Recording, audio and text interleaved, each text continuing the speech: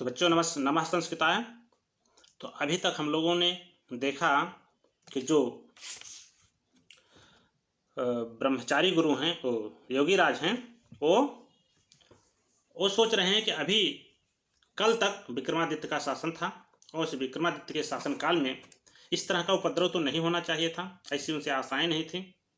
लेकिन ये सब कैसे हो रहा है कि विक्रमादित्य का शासन भी चल रहा है और इस तरह का जो है घोर उपद्रव भी चल रहा है। तो आगे ब्रह्मचारी गुरु कहते हैं कि हे महाराज, आज विक्रमादित्य का शासन काल नहीं रहा, उनको इस भारत भूमि को छोड़े हुए 1700 साल बीत गए हैं और आज इन यवनों के द्वारा बहुत अत्याचार किया जा रहा है। अगर वो वीर विक्रमादित्य होते तो निश्चय ही अत्याचार नहीं होता, इनका उपद्रव नहीं होता।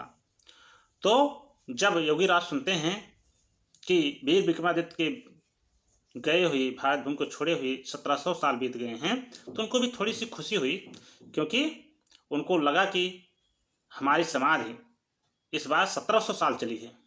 इस तरह से उनको थोड़ी सी खुशी हुई और कहते हैं एक कैसे संभव है, आश्चर्य प्रकट करते हैं, एक कैसे संभव है कि 1700 साल बीत गए हों, क्योंकि अभी तो वीर विक्रमादित्य शकों पर विजय प्राप्त करके कल ही अपनी राजधानी उज्जैनी को आए हैं और उनकी जो विजय पताकाएं आज भी मेरे आंखों के सामने फहरा रही हैं। मतलब मुझे पूरी तरह से याद है। अगर 1700 साल बीत गए होते तो निश्चय ही वो चीज़ें मुझे नहीं याद होती, लेकिन मैं अगर चाहे कहें तो मैं उसके एक एक चीज़ों को सुना सकता हूँ। तो इस तरह से तो ब्रह्मचारी गुरु कहते हैं कि मैं बताता हूँ कि आपको समय का वेग क्यों नहीं पता चला, क्योंकि आप जो है बहुत गहरी समाधि में थे, आपके सारे चक्र जाग गए हैं, आपकी कुंडलनी जाग गई है, आपके जो है आपने जो है कुंडलनी को ऊर्ध्व कर लिया है, सहस्रार चक्र का भेदन कर चुकी है आपकी कुंडलनी। तो जो है आप इतने दिन तक समाधि में रहे, तो जो भारतवर्ष की दशा आप उस समय विक्रमादित्य के शासनकाल में देखे थे वो दशा अब नहीं है। आज का जो भारतवर्ष है वो काफ़ी बदल चुका है। आज वो नदियों के स्रोत नहीं हैं, वह अच्छी अच्छी नदियाँ नहीं हैं जिसमें जल भरा रहता था, उसका जल पिया जाता था, लेकिन आज वह नदियों के स्रोत नहीं हैं और नगरों को वो स्थिति भी नहीं है। तो बहुत कुछ बदल चुका है। आज का भारतवर्ष कुछ दूसरा ही हो गया है। तो अब इसके आगे हम लोग देखते हैं। इदम आकर्ण किंचित स्मित्वैव परितो अवलोक्य च योगी जगाद सत्यम न लक्षितो मया समय वेगः योधिष्ठिरे समय कलित समाधि अहम वैक्रम समय उदस्थाम पुनश्च वैक्रम समय समाधिम आकलय्य अस्मिन् दुराचारमय समय अहम उत्थितो अस्मि अहम पुनर्गत्वा समाधिम एव कलयिष्यामि किंतु तावत् संक्षिप्य कथ्यताम का दशा भारतवर्षस्येति।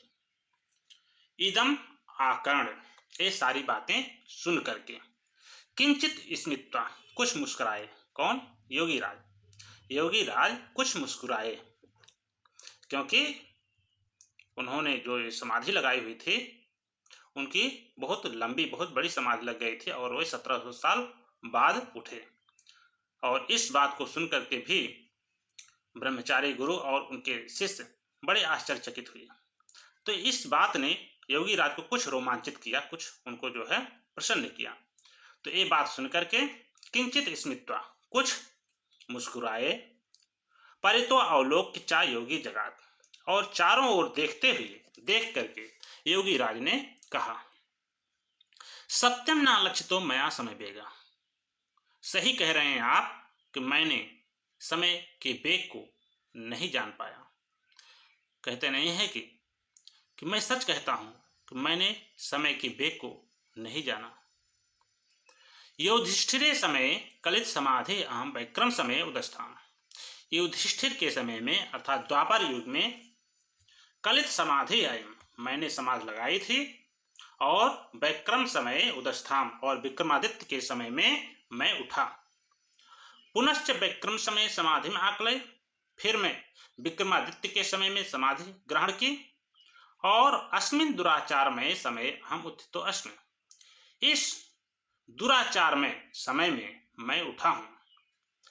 मतलब इतनी लंबी लंबी वो समाधि लगा लेते थे कि साल हजार साल बीत जाया करते थे। तो विक्रमादित्य के समय में, तो जब युधिष्ठिर के समय में समाधि लगाए तो विक्रमादित्य के समय में उठे, और विक्रमादित्य के समय में उन्होंने समाधि ग्रहण कर ली। तो आज वह इस पाप में समय में उठे हुए हैं, दुराचार में। जब मुसलमानों का इतना दुराचार फैला हुआ है तो इस समय वो समाधि से उठे हुए हैं। फिर कह रहे अहम पुनर्गत्वा, मैं फिर से जाकर के समाधि में एवं कलयिष्याम, मैं समाधि लगा लूंगा, मुझसे ये सारी चीजें देखी नहीं जाएंगी, इसलिए मैं फिर से जाकर के समाधि लगा लूंगा। किंतु तावत, लेकिन तब तक संक्षेप में, बहुत विस्तार मत कीजिए, थोड़ा संक्षेप में बताइए कि कथ्यताम कहिए का दशा भारत वर्षस्येति, इस समय भारतवर्ष की क्या दशा है, क्या स्थिति है, क्या क्या हो रहे हैं, थोड़ा सा मुझे भी बताइए, मैं भी जानना चाहता हूं। तत्संश्रुत्य भारतवर्षीय दशा संस्मरण संजात शोको हृदयस्थ प्रसाद संभारोदगिरण शर्मेण एवं अतिमंत्रेण स्वरेण माँ अस्म धर्म ध्वंसन घोषणैः योगी राजस्य धैर्यम अवधीरे इति कंठम रुंधतो वाष्पान अभिगणय्य नेत्रे प्रमृज्य उष्णम निःश्वस्य कात्राभ्याम एवं नयनाभ्याम परितो अवलोक्य ब्रह्मचारी गुरु प्रवक्तुम आरभत। तत्संश्रुत्य, यह सुन करके, भारतवर्षीय दशा संस्मरण संजात शोको, भारतवर्ष की दशा को स्मरण करने से संजात उत्पन्न हुए शोको, शोक वाले, भारतवर्ष की दशा को, जो वर्तमान दशा है भारतवर्ष की, ऐसी दशा को स्मरण करने मात्र से ही उत्पन्न हुए शोक वाले, हृदयस्थ प्रसाद संभारोद गिरण शर्मेण एवं अतिमंत्रेण स्वरेण, मानव हृदय में स्थित प्रचुर प्रसन्नता के व्यक्त करने के श्रम से, हृदयस्थ प्रसाद, हृदय में स्थित प्रसन्नता को व्यक्त करने के श्रम से, श्रमेण, श्रम से कहने का मतलब है कि ब्रह्मचारी गुरु को भी थोड़ी सी खुशी हो रही है कि कोई कम से कम पूछने वाला तो है, योगी राज कम से कम हमारा दुख तो पूछ रहे हैं। तो इस थोड़ी सी जो प्रसन्नता हुई, उस प्रसन्नता को व्यक्त करने के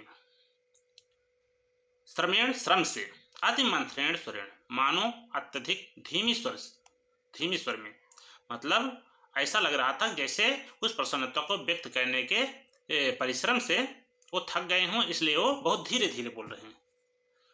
अब क्या सोच रहे हैं, माँ इसमें धर्म ध्वंसन घोषणा योगी राजस्य धैर्यम अवधीरे, धर्म ध्वंसन, धर्म नाश, घोषणी कथाओं से, धर्म नाश की कथाओं से, योगी राजस्य, योगी राज के, धैर्यम माँ अवधीरे, धैर्य को च्युत मत करो। कहने का मतलब है आज इतने धर्म ध्वंसन की कथाएं हैं, अगर मैं सारी कथाओं को योगी राज से बता दूं तो कहीं ऐसा ना हो योगी राज का धैर्य टूट जाए, तो इसलिए वो सारी चीजें नहीं बताना चाह रहे हैं। उनका मन, उनका अंतःकरण यही कह रहा है कि सारी चीजें मत बताओ अथवा बताओ ही मत। तो धर्म ध्वंसन की कथाओं से योगी राज के धैर्य को च्युत मत करो। इति कंठम रुंधतो, इस प्रकार से रुधे हुए कंठ वाले, वाष्पान अभिगणय्य, आंसुओं की प्रवाह न करते हुए, उस भारतवर्ष की दशा को स्मरण करने मात्र से ही ब्रह्मचारी गुरु की आंखों में आंसू आ जाते हैं, और उन आंसू की, फिर भी वह उन आंसुओं की चिंता नहीं करते हैं और बताते रहते हैं कि वाष्पान अभिगणय्य, आंसुओं की चिंता ना करते हुए, नेत्रे प्रमृज्य, अपनी आंखों को पोंछ करके, उष्णम निःश्वस्य, गरम गरम सांसें भरते हुए, कातराभ्याम यो नयनाभ्याम, कातर नेत्रों से, परितो अवलोक, चारों ओर देख करके, ब्रह्मचारी गुरु प्रवक्तुम आरभत, ब्रह्मचारी गुरु ने कहना प्रारंभ किया।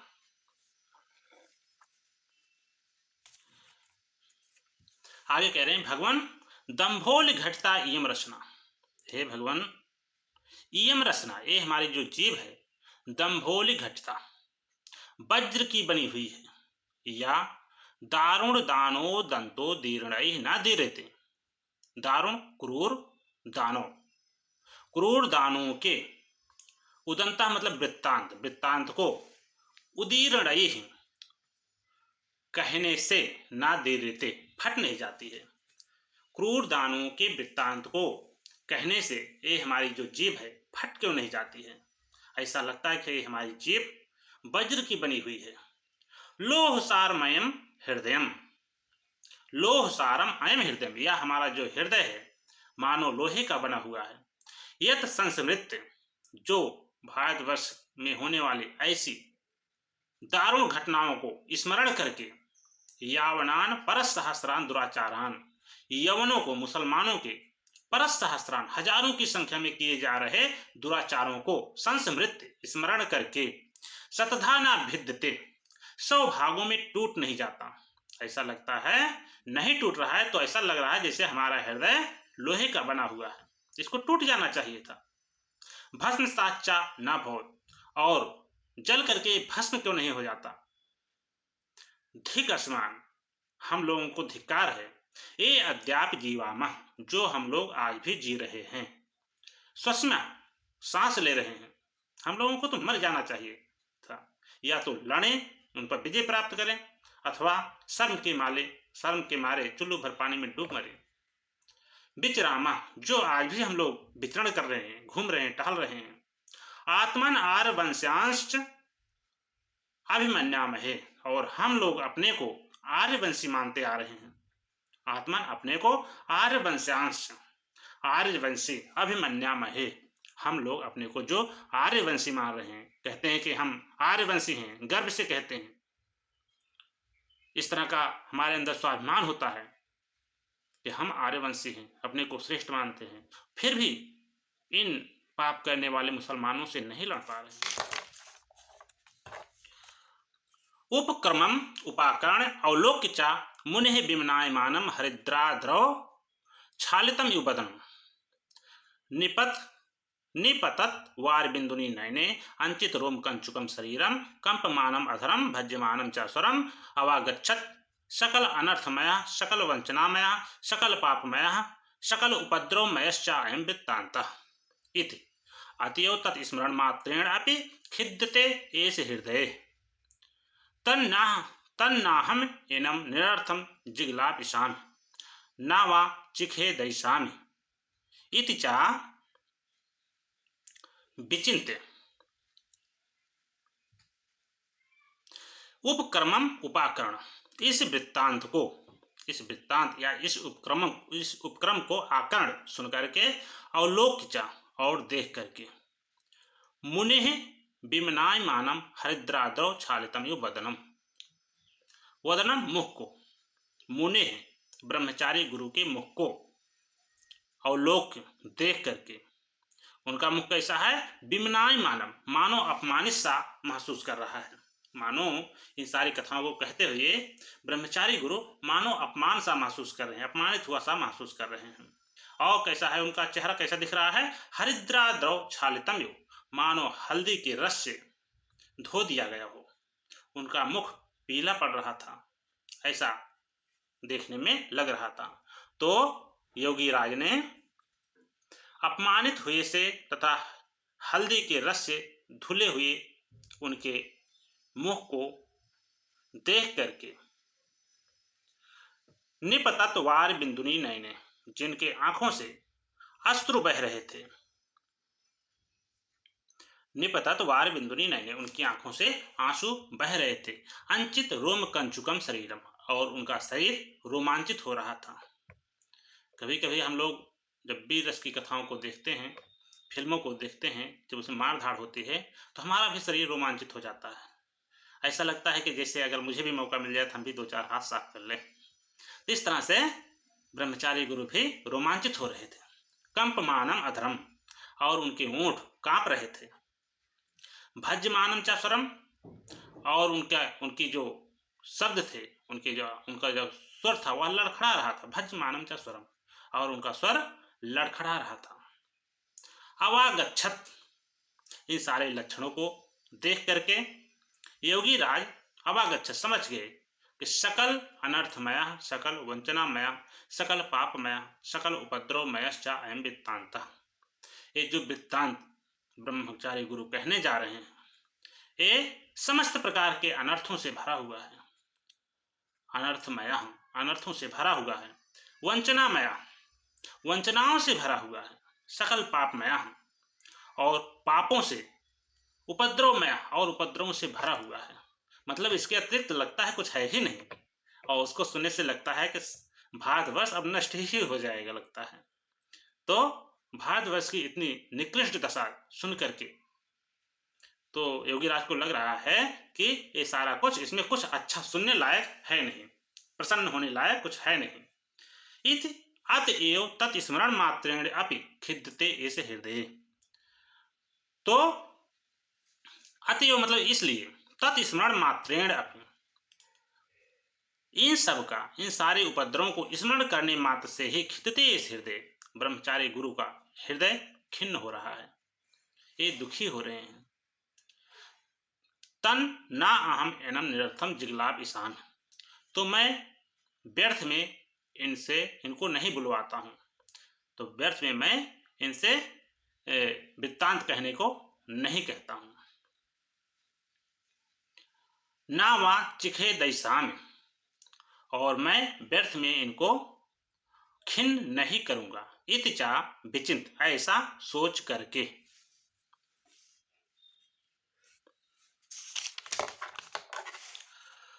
तो आगे कह रहे हैं, योगी राज के बोलने का समय आ गया है, वह भी अपनी कुछ बातें कहना चाहते हैं। तो क्या कह रहे हैं, अब उनको सांत्वना दे रहे हैं। तो ये बताना चाह रहे हैं कि हे ब्रह्मचारी गुरु, आप दुखी मत होइए, यह सब भगवान महाकाल का किया हुआ है। वही किसी समय इस पृथ्वी पर अधर्म फैला देते हैं, तो किसी समय धर्म फैला देते हैं। ये सब समय का प्रभाव है, समय आते समय बदलेगा तो ये सब चीजें भी बीत जाएंगी। तो कहते हैं मुने, हे ब्रह्मचारी गुरु, विलक्षणो अयम भगवान सकल कला कलाप कलना सकल कालना कराला काला। अयम भगवान कराला काला, ये भगवान काला महाकाल, ये भगवान महाकाल विलक्षण विलक्षण है। और ये भगवान महाकाल कैसे हैं, सकल कला कलाप, सकल कला कलाप कलना, समस्त प्रकार की कलाओं के समूह के, कलना मतलब निर्माता, ये भगवान महाकाल समस्त प्रकार की कलाओं के, 64 कलाएं होती हैं, उन सारी 64 कलाओं के समूह को निर्माण करने वाले हैं। सकल कालना, और उनको नष्ट करने वाले भी हैं। कौन, कराला काला, भयंकर, ये महाकाल भगवान महाकाल। सा यो कदाचित, वह ही कभी, पया पूर्व पूरितान अपुपार तलान मरु करोत, वह ही कभी पया पूर्व पूरितान, जल से पूर्ण रूप से भरे हुए अन्य कुपार, समुद्र, अन्य कुपार का अर्थ है समुद्र, तलान तलों को, समुद्र तलों को, मरु करोत, मरुस्थल बना देते हैं। तो महाकाल अगर चाहें तो समुद्र को भी मरुस्थल बना देते हैं। कभी कभी ऐसा होता है, समय आता है कि जब समुद्र भी सूख करके मरुस्थल बन जाता है। सिंह व्याघ्र भल्लुक गंडक फेरु सहस्र व्याप्तान अरण्यान जनपदी करोत, भयंकर सिंह, बाघों, भालुओं, गैंडों, सियारों, सस, खरगोशों, सहस्त्र व्याप्तान, हजारों, मतलब हजारों प्रकार के सिंह, बाघ, भालू, गैंडों, सियारों, खरगोशों से व्याप्त अरण्यान, जंगलों को, जनपदी करो, नगर बना देते हैं। कौन, ये भगवान महाकाल। तो ये भगवान महाकाल कभी कभी हिंसक पशुओं से भरे हुए जंगलों को भी नगर बना देते हैं।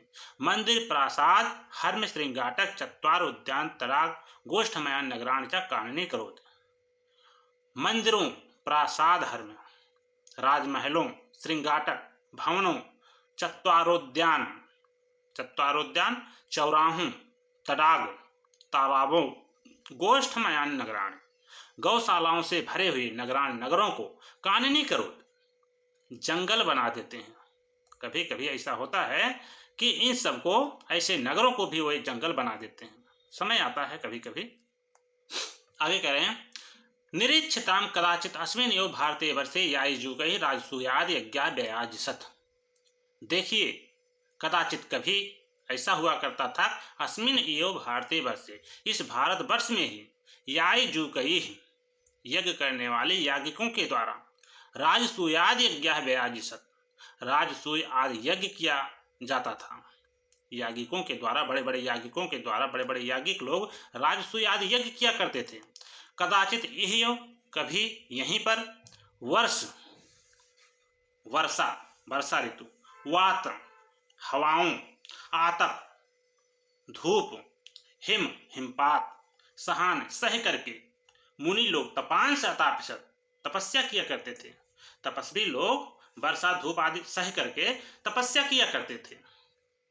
संप्रत आज लेकिन आज मलेच्छई गाओ हन्यन्ते, इन मलेच्छों के द्वारा, इन यवनों के द्वारा गायों की हत्या की जा रही है। वेदा विदीर्यन्ते, वेद फाड़े जा रहे हैं। स्मृत्या समृद्धन्ते, स्मृतियों को नष्ट किया जा रहा है। मंदिरी क्रियन्ते, मंदिरों को तोड़ा जा रहा है। सत्या पात्यन्ते, सतियों के सतीत्व को नष्ट किया जा रहा है। पात्यन्ते, पतित किया जा रहा है, सतियों को पतित किया जा रहा है या सतियों के सतीत्व को नष्ट किया जा रहा है। संतश्च संताप्यन्ते, सज्जनों को सताया जा रहा है। सर्वम एतन महात्म्यम तस्यो महाकालस्य इति कथम धीर धौर्यो अपि धैर्यं विधुर्यस। सर्वम एतन महात्म्यम, ये सारी महिमा तस्यो महाकालस्य इति, उस भगवान महाकाल की ही है। तो ये सारी महिमा उस भगवान महाकाल की है, इसलिए आप दुखी मत होइए, ये सब चीजें भगवान की कर रहे हैं। तो कथम धीर धौर्यो अपि धैर्यं विधुर्यस, आप धैर्यवान अपने धैर्य को क्यों त्याग रहे हैं? आप अपने धैर्य को क्यों छोड़ रहे हैं? धैर्य रखिए, सब कुछ ठीक हो जाएगा। शांतिम आकलय अति संक्षेपेण विधुर्यस, शांतिम आकलय, शांत पूर्वक, शांत होकर के, टेंशन रहित होकर के, अति संक्षेपेण, बहुत संक्षेप में, विधुर्यस कहिए। कथय यवन राज्य वृत्तांतम, यवनों के राज वृत्तांत को कहिए। ना जाने किम इति अनावश्यकम अपि शुश्रूषते मे हृदयम, पता नहीं क्यों अनावश्यक होते हुए भी मेरा मन इसको सुनना चाह रहा है। यद्यपि अनावश्यक है, मेरे किसी काम का नहीं है, फिर भी मेरा मन पता नहीं क्यों सुनना चाह रहा है। इत कथित्वा, ऐसा कह करके तू श्रेणीम अवतस्थे, चुप हो गए। कौन? महायोगी जी। ऐसा कह करके महायोगी जी चुप हो गए।